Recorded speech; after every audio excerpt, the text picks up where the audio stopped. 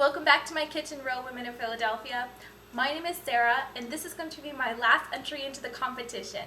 Number one, because I'm almost out of time, and I certainly want to be able to have plenty of time to upload my videos.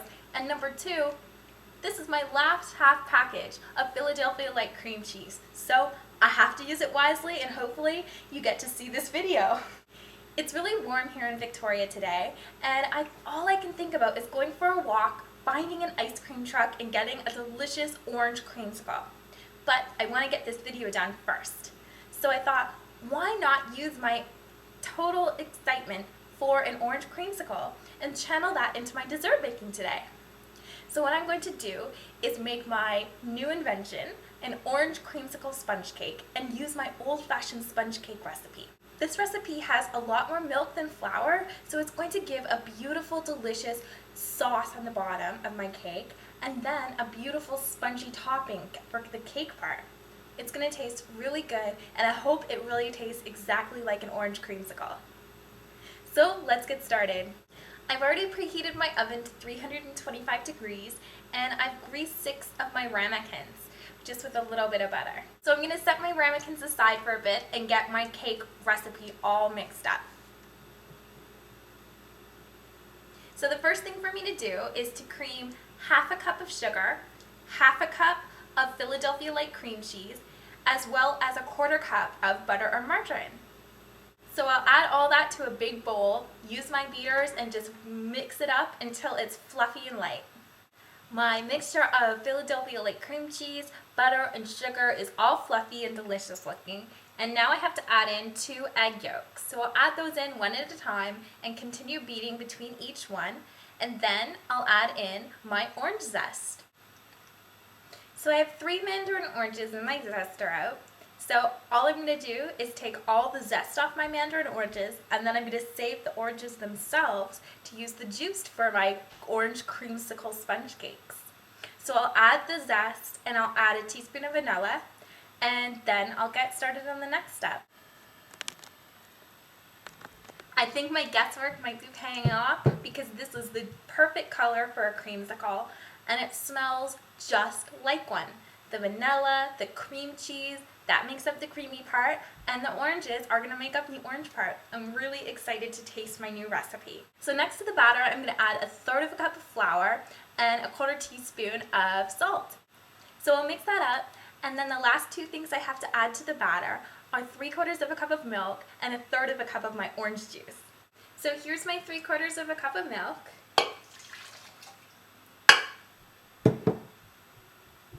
And now I'll just squeeze in all the 6 halves of my mandarin oranges, and that should be about 1/3 of a cup of orange juice. So instead of using my beaters to get the liquids in, I'm just going to use a spatula and stir it all together. Then I'll whip up my egg whites and I'll carefully fold them into this batter. And then that's it. I just have to bake my orange creamsicle sponge cakes.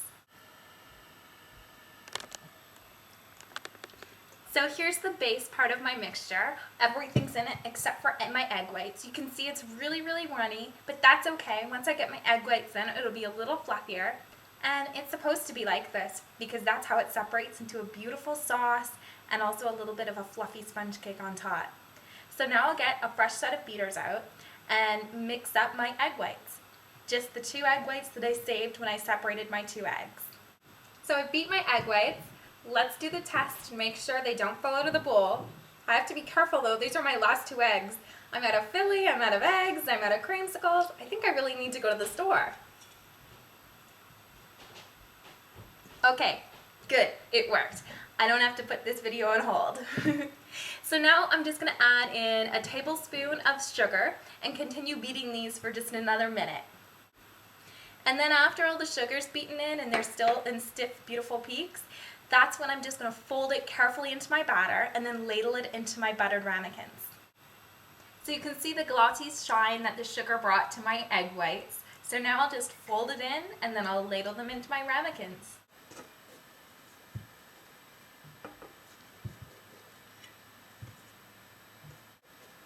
I'm going to be very gentle when I fold it into my batter because I don't want all this fluffiness to just get all mixed in and go flat. the fluffiness is what's going to make my sponge cake into an actual sponge cake. So my egg whites are all folded into my batter, and now all that's left to do before I pop them into the oven is just to ladle my batter into my ramekins. You can fill up your ramekins pretty close to the top because this batter is not going to rise.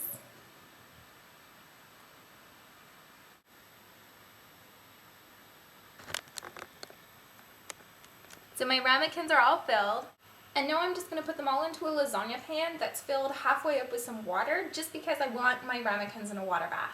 So I'll put these into the oven that's preheated to 325, and I'll leave them in there for 30 to 40 minutes. And then when they're done, I'm just going to give them a light dusting of icing sugar mixed with cocoa powder, because what goes better with oranges than chocolate? The tops are browned and they're looking perfect. I'm so excited to have my orange creamsicle sponge cake that I'm barely going to let this cool for just a couple minutes. This sponge cake means a lot to me because this style of recipe is one my mom used to make when I was a kid, and maybe I didn't make the basketball team, I didn't do the best I thought I was going to do on a test, maybe somebody was teasing me. Whatever it was, my mom made a sponge cake and I felt like a winner.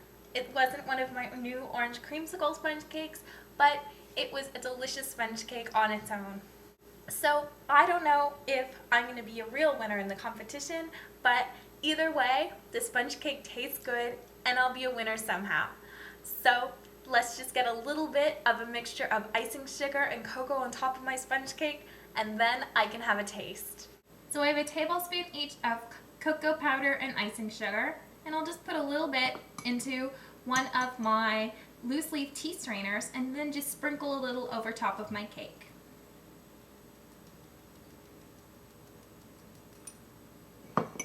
And now because my cake is still hot, I think I'll put a little bit of whipped cream on the side too. Oh boy, now it's time to dig my spoon in and cross my fingers that there's a lovely layer of sauce on the bottom of my sponge cake. Oh, I heard the sponge cracking as I put my spoon in, and I think that's a deliciously good sign. It definitely worked. Let me show you. I hope you can see this. I'm not sure if it's going to show up on the video well, but you can see, I can see at least, half my spoon has a delicious cake, and then there's a definite distinction of half my spoon with a delicious custard in the bottom. So like I said earlier, this is just something that just happened. I didn't do anything special at all. It's just because there's so much milk in this recipe.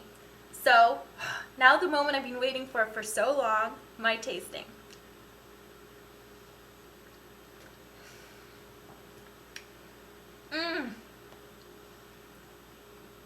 Well, it's definitely as good as a creamsicle, but I would say it's a heck of a lot better. I hope you enjoyed my recipe. Good luck in the competition, and you know, if we don't all win, we'll all win at something. So thanks for watching, and now I'm going to take my orange creamsicle sponge cake out for a walk, the one I wanted earlier that I was going to go look on an ice cream truck for, but I've got my cake now, so I'm all set.